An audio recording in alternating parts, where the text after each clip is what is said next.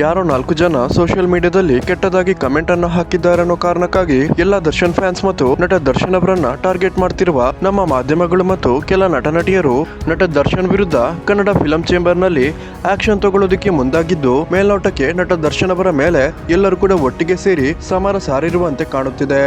ಅಷ್ಟೇ ಅಲ್ಲ ವೀಕ್ಷಕರೇ, ಕೆಟ್ಟದಾಗಿ ಕಮೆಂಟ್ ಹಾಕಿರುವ ನಟ ದರ್ಶನ್ ಅವರ ಅಭಿಮಾನಿಗಳನ್ನು ಕೂಡ ಈಗಾಗಲೇ ಪೊಲೀಸರು ಕಸ್ಟಡಿಗೆ ತಗೊಳ್ತಿದ್ದು, ನಿಜವಾದ ದರ್ಶನ್ ಫ್ಯಾನ್ಸ್ಗೂ ಆತಂಕವನ್ನ ಹೆಚ್ಚು ಮಾಡಿದೆ.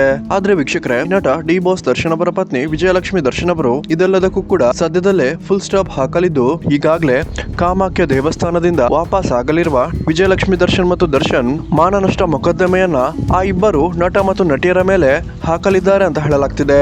ಆದ್ರೆ ಇನ್ನೂ ಸಹ ಯಾರ ಮೇಲೆ ವಿಜಯಲಕ್ಷ್ಮಿ ದರ್ಶನ್ ಮಾನನಷ್ಟ ಮೊಕದ್ದಮೆ ಹಾಕಲಿದ್ದಾರೆ ಅನ್ನೋದು ರಿವೀಲ್ ಆಗದ ಕಾರಣ ಈಗಲೇ ಹೇಳೋದು ತಪ್ಪಾಗುತ್ತೆ. ಆದ್ರೆ ಬೆಂಗಳೂರು ರೀಚ್ ಆದ ತಕ್ಷಣವೇ ವಿಜಯಲಕ್ಷ್ಮಿ ದರ್ಶನ್ ಆ ಇಬ್ಬರು ನಟ ಮತ್ತು ನಟಿಯ ಮೇಲೆ ಮಾನನಷ್ಟ ಮೊಕದ್ದಮೆಯನ್ನ ಹೂಡಲಿದ್ದಾರೆ ಅಂತ ಹೇಳಲಾಗ್ತಿದೆ. ವೀಕ್ಷಕರೇ, ನಿಮ್ಗೆ ಇದರ ಬಗ್ಗೆ ಏನ್ ಅನಿಸುತ್ತೆ ಅನ್ನೋದನ್ನ ದಯವಿಟ್ಟು ಕಮೆಂಟ್ ಮಾಡಿ ತಿಳಿಸಿ.